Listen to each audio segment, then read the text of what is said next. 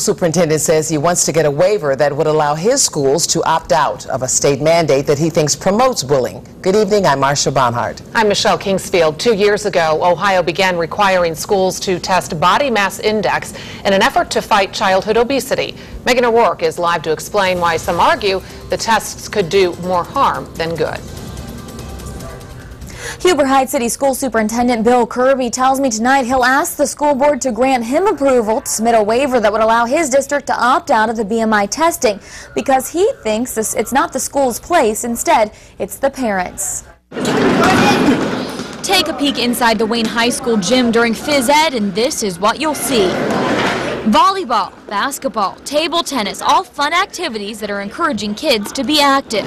But a 2010 state mandate that requires schools to test students' body mass index could take the fun out of physical education. And I really believe that when you take students in a phys ed class and start pairing them out and doing BMI on them, that's a concern I have.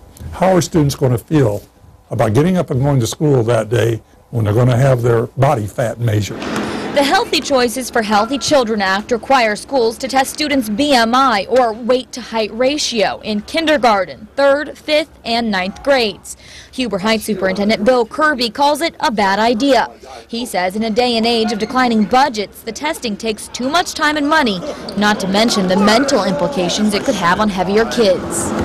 They face enough difficult situations in their life, being overweight, especially if they're extremely overweight.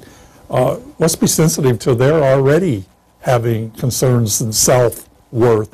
And that's why Huber Heights has opted out of the testing the last 2 years and plans to do the same next school year. Because Superintendent Kirby says the only report cards he's interested in handing out have to do with classroom performance, not pounds. That's a little. And last year, about half of Ohio's 613 public schools opted out of the BMI testing. Now, schools have until June 1st to file waivers for next school year. Reporting live, Megan O'Rourke, 2 News.